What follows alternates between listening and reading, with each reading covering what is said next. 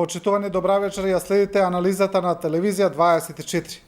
Случајот со вице-премиерот Кочо Ангјушев и неговата компанија Феро Инвест, која учествувала на државен тендер, повторно во Македонија ја враќа стара новата приказна, а тоа е приказната која е поврзана со конфликт на интереси, со работата на државните институции и со корупцијата.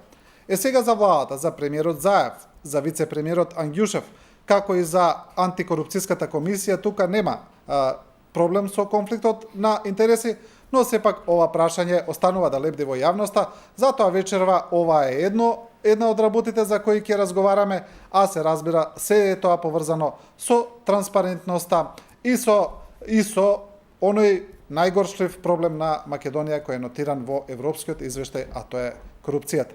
Наши вечерашни гости се поранешен прв човек на Државната комисија за спречување на корупцијата, господинот Војслав Зафировски, како и Агим Јонус, аналитичар и колумнист. Ова се нашите гости, со нив ќе продолжиме веднаш после блокот реклами. Останете со нас.